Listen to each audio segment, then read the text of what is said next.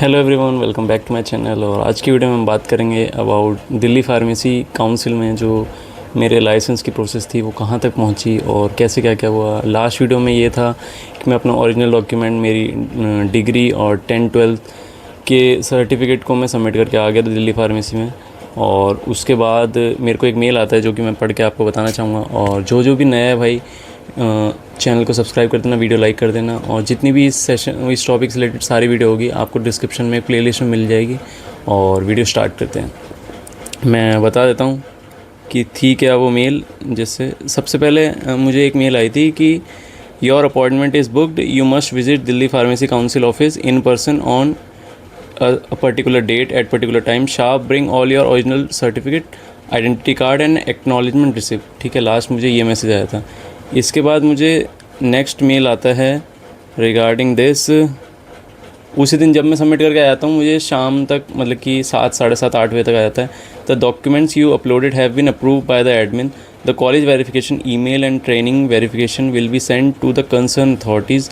Please wait until you receive the appointment email from the Delhi pharmacy council. ठीक है, मुझे ये मैसेज आया था। और उसके बाद मैं वेट करता रहता हूँ यार, देखता हूँ कि क्या कब होगा, कब मुझे डॉक्यूमेंट लेने वापस जाना पड़ेगा, मतलब ऑल इन ऑन सब कुछ।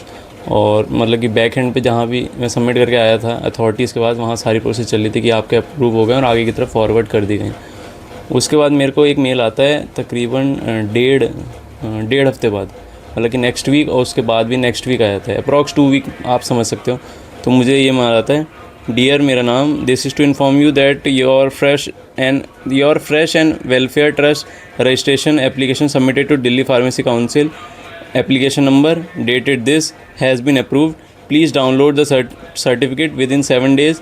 और डाउनलोड करने के लिए वो दिल्ली फार्मेसी की प्रोसेस बताई गई थी कि सबसे पहले आपको लॉगिन करना है रजिस्ट्रेशन पोर्टल पे। उसके बाद आपको एप्लीकेशन स्टेटस के सेक्शन पे जाना है और उसके बाद आपको वहाँ पे दिख जाएगा आपका, तो आपको डाउनलोड बटन करके आपको डाउनलोड कर लेना अपने। तो 3 सर्टिफिकेट थे जो डाउनलोड करने थे। एक वेलफेयर वाला था, एक रजिस्ट्रेशन वाला था और एक आपका आईडी करके था। तो 3 थे, वो तीनों मैंने डाउनलोड कर लिए हैं और आप लोग भी डाउनलोड कर लेना। सो ऐसा था ये पूरा प्रोसेस। यहाँ तक मेरा सबमिट हो चुका है। उसके आफ्टर 7 डेज़ मुझे एक न्यू मेल आता है, this is to inform you to please collect your original document from the Delhi pharmacy council on particular date at particular time sharp. तो लास्ट मुझे ये मैसेज आता है और इसके बाद अब मैं जाऊंगा उस डेट पे और अपना डॉक्यूमेंट्स लेके आऊँगा जो कि मेरे ओरिजिनल्स थे। और बस यहीं तक का था मेरा सफ़र। और 5 साल तक अब मेरे को कोई भी पचड़ेबाजी में फंसने की ज़रूरत नहीं पड़ेगी भाई। A to Z सारा काम हो चुका है। अब जो भी होगा 5 साल के बाद होगा। और इस टाइम अब न्यू बहुत सारी चीज़ें शुरू हो गई हैं। जैसे कल मेरा दोस्त गया था दिल्ली फार्मेसी, तो अभी करंटली नंबर चल रहा है उसका, मतलब कि 250 नहीं, सॉरी 771 उसका नंबर था। तो कल उसको मैसेज आया कि उसे अपने डॉक्यूमेंट्स लेके जाना है। तो वो अपने कल डॉक्यूमेंट सबमिट करके आ चुका है और बाहर वेट करने को भी बोला था। और अब एक नया रूल भी ऐड आ चुका है कि अगर आपको एक भी बार अगर आपको विज़िट करना है दिल्ली फार्मेसी, तो आपको एक पर्टिकुलर अपॉइंटमेंट बुक करनी पड़ेगी। पहले आप नॉर्मली, जब मेरे टाइम में 1 साल पहले की बात है कि मैंने फ्रेश रजिस्ट्रेशन का अप्लाई करा, पेमेंट कर दी, विद इन 1 से 1.5 हफ्ते के अंदर मैं पहुंच गया दिल्ली फार्मेसी कि मैम मेरा फ्रेश रजिस्ट्रेशन है, ऐसे ऐसे करके। और जो पेमेंट है वो अप्रूवल एक्नॉलेज जो भी था वो करवा दी गई थी और ये सब ऐसे करके हो गया था, तक की प्रोसेस थी।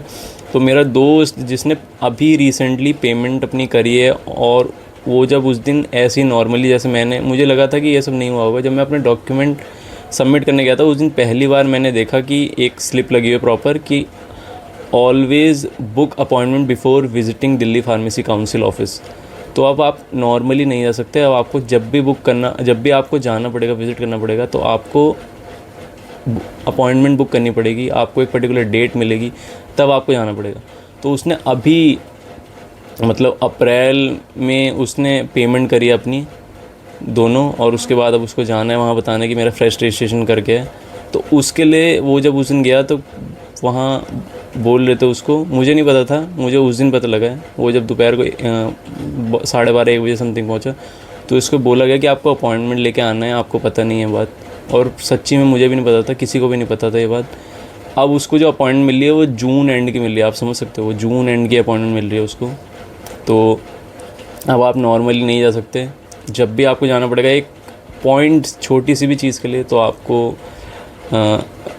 अपॉइंटमेंट लेनी पड़ेगी, तभी जाना पड़ेगा। क्योंकि बहुत सारे लोग सेम डे पे आते थे तो बहुत ज़्यादा रश हो जाता था, किसी का काम हो पाता था, किसी का नहीं हो पाता था, सब लोग फ्रस्ट्रेटेड होते थे। तो ये एक नया आइडिया निकाला है जो मुझे भी लग रहा है कि हाँ सही है, कि जिसकी अपॉइंटमेंट होगी उतने ही लोग आएंगे, उतना ही काम होगा, तो किसी को कोई फ्रस्ट्रेशन नहीं होगी।